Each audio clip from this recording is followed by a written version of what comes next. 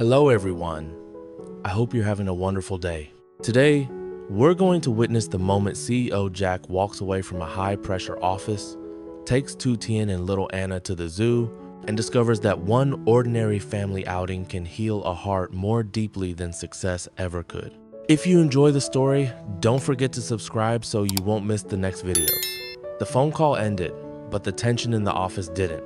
For a few seconds, Jack just stood there, with the phone still in his hand, staring at the floor-to-ceiling glass as if the city outside might explain something to him. Behind him, the red stock charts still glowed on the wall screen, numbers rising and falling with the cold urgency of a world that never rested. Revenue reports lay open on the table. Half-drunk coffee had gone bitter. The air conditioning hummed softly, but it couldn't take the weight out of the room. Then Jack set the phone down. He didn't slam it, didn't curse, didn't pace. He just made a decision. "I'm taking the day off," he said. His voice wasn't loud, but it carried in a way that made the room seem to pause around him. It wasn't the tone of a man asking permission. It was the tone of someone who has suddenly realized what mattered more than anything else waiting on his desk. Tu Tien looked up from the sofa. She had been sitting quietly the whole time, holding little Anna against her chest while the child dozed in that heavy, peaceful way only very young children can. Anna's round cheeks were flushed pink from sleep. Her tiny braids were still neat, though one had loosened slightly near the ribbon. Her pastel outfit made her look almost impossibly soft against the sharp lines of the office furniture and the hard shine of the city outside. Jack crossed the room and crouched beside them. He brushed one hand gently over Anna's hair, then looked at Tu Tien with a steadiness that made her immediately understand this was not one of his passing moods. "The zoo," he said. She blinked once. "Now?" Jack nodded. "All of us." No long explanation. No speech about burnout, stress, or needing balance. None of that. Just that simple choice, spoken with the kind of certainty he usually reserved for decisions that moved money, projects, and entire teams. Tu Tien studied his face for a second longer. Something in him had changed. He still wore the suit, still smelled faintly of stale coffee and office air, still looked like a man who had been carrying too much all morning. But underneath all that, there was something else, now relief, maybe, or defiance, like someone stepping out of a cage and refusing to look back. A small smile touched her lips. Anna stirred in her arms, then blinked awake just enough to make a sleepy sound before settling again. Jack stood and grabbed the car keys from the table. The sharp click echoed through the room like the first real sound of freedom. They packed quickly. Diapers, water, wipes, snacks, a change of clothes, the small things that turn every trip with a toddler into a carefully managed expedition. Outside, early summer light had already begun filtering through the leaves, lining the street below, and by the time they left the office tower behind, the whole city looked different to Jack. Not softer, just less important. The drive to the zoo felt like leaving one world and entering another. At first, the city stayed close around them, glass buildings, traffic lights, horns in the distance, motorcycles weaving through lanes, people walking fast with phones pressed to their ears. Jack kept one hand on the wheel and the other resting lightly near Tu Tien's arm whenever the car stopped. Anna sat strapped in the back, awake now, looking around with serious curiosity as if she already sensed this day would be unlike the others. No one spoke much. They didn't need to. There are days when silence feels heavy. This wasn't one of them. This was the silence of release, of a breath finally exhaled after being held too long. By the time they reached the zoo, the air had changed. The parking lot was shaded by old trees, and the moment Jack turned off the engine, the city seemed to fall away behind them. There were still voices, of course, families, children, footsteps, distant announcements, but layered beneath all that was birdsong and the low rustle of leaves moving in the wind. It was enough to make the world feel wider. Jack got out first and opened the back door. Anna blinked up at him, confused for half a second, then lifted both arms the way children do when they decide the world must now carry them. He laughed softly and lifted her out. settling her against his shoulder. One of her braids brushed his jaw. She smelled like baby lotion, sunshine, and sleep. Tu Tien stepped out beside him, carrying the bag of essentials, and together they walked toward the entrance. The ticket counter stood beneath a row of tall trees, half in shade, half in sun. Families gathered nearby, children bouncing on their toes, couples leaning together over maps, grandparents holding juice boxes and hats. The whole place pulsed with a kind of ordinary happiness that felt almost foreign after the sealed-off atmosphere of the office. Jack bought 3 tickets, 2 adults, 1 child. The cashier smiled as she handed them over. "Have a wonderful time with your family." It was such a simple sentence. So routine, probably spoken 100 times a day, but something about hearing it said aloud made Jack pause. Your family. He glanced down at Tu Tien, at Anna in his arms, and for one quick second, the words landed somewhere much deeper than he expected. They passed through the gate, the turnstile clicked shut behind them, and the sound felt strangely final, as if some other version of the day had ended right there. Inside, the zoo opened around them in layers of trees, stone paths, open enclosures, shaded corners, distant calls, and the smell of dry grass warmed by the sun. Anna pointed immediately at everything and nothing, babbling in bright little bursts that needed no translation. Tu Tien laughed under her breath and moved closer to Jack, her shoulder brushing his arm as they followed the path toward the first enclosure. The gorilla habitat lay deeper inside, tucked beneath a thick canopy of old trees that filtered the light into shifting green and gold. When they reached the reinforced glass, Jack stopped almost involuntarily. A massive gorilla moved among the wooden structures and hanging ropes with slow, powerful grace. Its black fur shone where the light touched it. Every movement seemed heavy and controlled, as if strength lived in its muscles without needing to prove itself. Anna froze in Jack's arms. Then her mouth fell open in pure amazement. She stared so hard that for a second Jack thought she might forget to blink. The gorilla climbed higher, paused, then swung down with a force that made leaves tremble. Anna clapped. The sudden sound startled even Jack, but the gorilla only turned its head, looked toward the glass, and went still for one suspended second, facing the little family. Tu Tien stepped closer until she was nearly touching Jack's shoulder. Neither of them spoke. Jack looked at the animal, and for reasons he couldn't have explained, he felt something inside him loosen.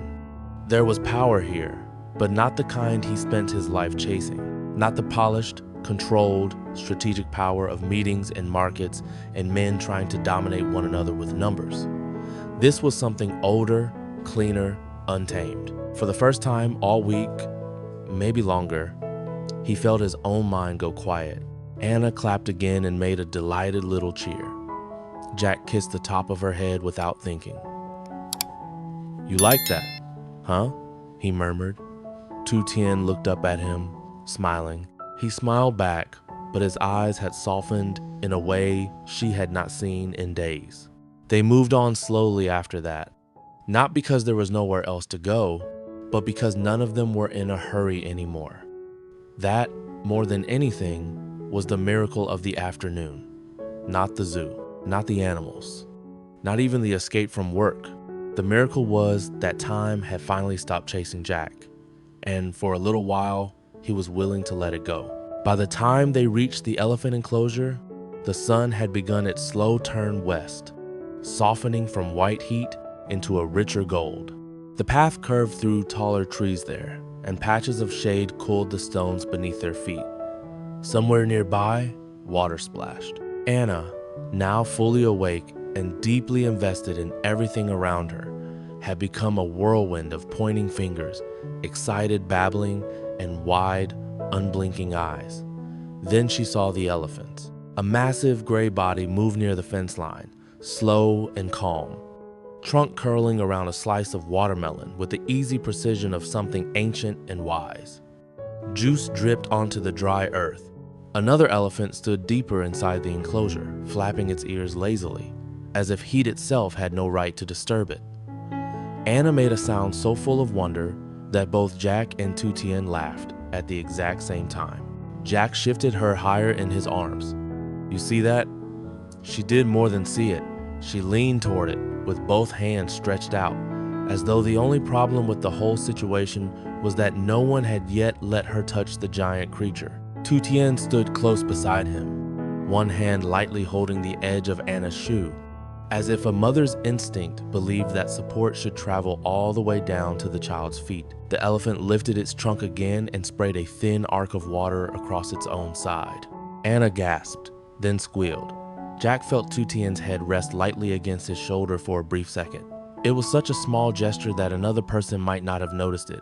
He did, and the softness of it, paired with the sound of his daughter's laughter, undid something in him all over again. The city, the office, the call he had ended earlier in the day, it all felt impossibly far away. The same thing happened at the hippo pool.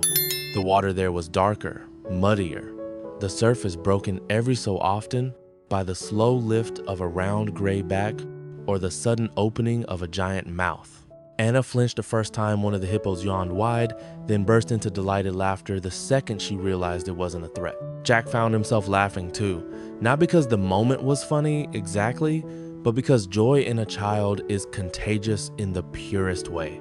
Nearby, giraffes moved with a grace so quiet and elegant that they seemed unreal. Their necks rose high above the fence line, stretching toward leaves swaying just beyond easy reach. Jack lifted Anna again so she could see better, and she stared straight into the dark, gentle eyes of the nearest giraffe with the solemn concentration of someone meeting royalty. Tu Tien reached into her bag for her phone, then stopped. She looked at the screen, at the giraffes, at Anna's face turned upward in astonishment, and quietly slid the phone back into the bag. Some moments didn't need proof. Some moments needed witnesses. And she wanted to witness this one with her whole heart. By late afternoon, they had stopped trying to move efficiently through the zoo and surrendered instead to Anna's pace, which meant stopping often, doubling back if she wanted another look, and allowing wonder to set the schedule. Jack, who usually lived by lists and deadlines and clock hands, found himself entirely willing to follow a 15-month-old through that slower, softer version of time. That alone would have been worth the trip. When hunger finally caught up with them, it arrived all at once. They found an old wooden bench beneath a sprawling banyan tree whose roots twisted above the earth like something grown over generations. The shade there was cool, the light filtered, and the breeze carried smells from nearby snack stalls, fried fish balls, sweet cakes, sliced fruit chilled on ice. Jack returned from one of the vendors carrying a paper tray of fish balls, a box of cakes, and a container of bright red strawberries that looked almost too perfect to be real. Tu Tien laughed the moment she saw the strawberries. "You bought them anyway." Jack sat beside her with exaggerated innocence. "I'm supporting the fruit economy. You just wanted them. I wanted all of this," he said, setting the food between them. Anna sat between their knees on the bench, already reaching for everything with serious commitment. Tu Tien tore the cakes into tiny pieces and blew gently on each one before offering it to her.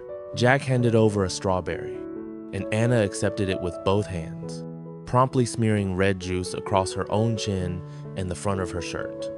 Tu Tien sighed in the familiar rhythm of motherhood. Jack laughed and wiped the mess with a napkin before she could. Then they all ate, slowly, without performance, without hurry. The fish balls were too hot at first, then perfect. The cakes were softer than they looked. The strawberries were sweet enough to make Tu Tien close her eyes for 1 second after the first bite. Jack noticed and silently handed her another one. At some point, without thinking much about it, she leaned into him. Not heavily, just enough for her shoulder to rest against his arm while she fed Anna another small bite.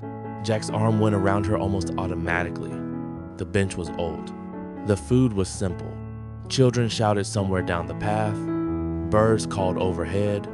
The wind moved the leaves above them with a soft, regular sound that made the whole afternoon feel strangely suspended. And still, in that ordinary setting, with fruit juice on Anna's shirt and a paper tray balanced precariously between them, Jack felt something fuller than contentment. He felt full, not with food, with presence. There had been so many dinners, lunches, work events, formal tables, polished glasses, and expensive meals in his life that had left him emptier than this bench beneath a tree. He had sat through banquets while thinking about numbers, smiled through meetings while tasting nothing, nodded at the right moments while his mind remained elsewhere entirely. But here, he tasted everything, because he was here for it, because they were. As the sun dipped lower, the light across the zoo shifted toward orange and amber. Shadows lengthened. Anna, full and warm and happy, began to slow down in the unmistakable way toddlers do before sleep takes them by surprise. Her body leaned more heavily against Tu Tien, then against Jack when he lifted her again. By the time they started walking back toward the main entrance, her head had dropped onto his shoulder. One tiny braid had loosened. Her hand rested open against his collar. Her breathing deepened with every step. Tu Tien watched them both while they walked. The entrance path was quieter now. Some enclosures had already gone still. The animal sounds had softened.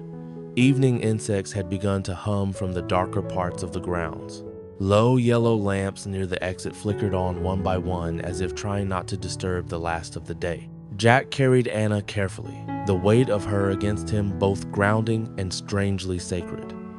Tu Tien walked close beside him, and after a while their hands found each other without discussion. They didn't speak, they didn't need to. There are silences that come from things left unsaid.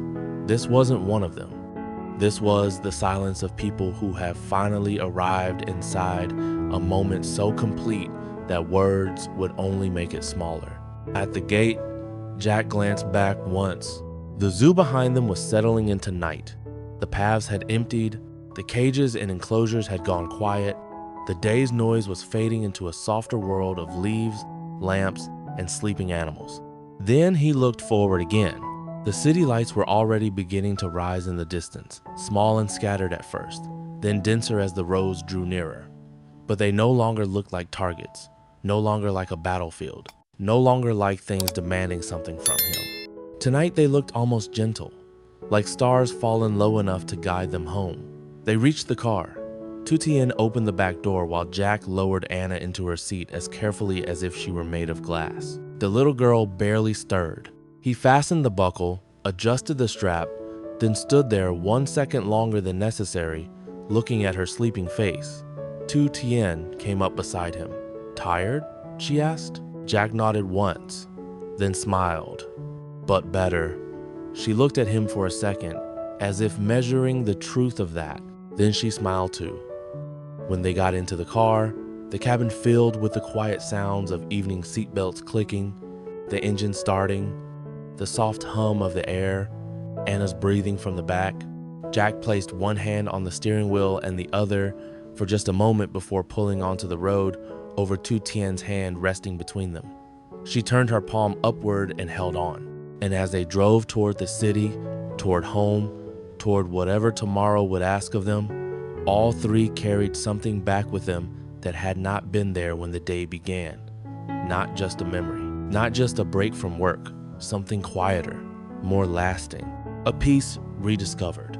The kind that doesn't come from escaping life, but from remembering exactly who life is for.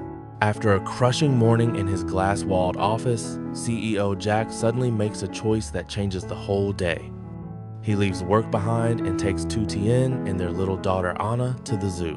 What begins as a simple escape quickly becomes something far more meaningful. As they walk through the gates, watch gorillas leap, elephants eat watermelon, hippos splash in muddy pools, and giraffes stretch toward the trees, the hard pressure of Jack's corporate world slowly falls away.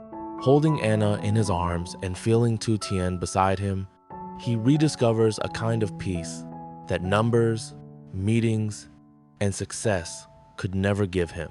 They share snacks under a banyan tree, laugh over Anna's delight, and walk back through the quiet evening with their hands intertwined. By the end of the trip, Jack understands something profound. Happiness is not waiting in the next achievement. but in the simple, living heartbeat of the family walking beside him.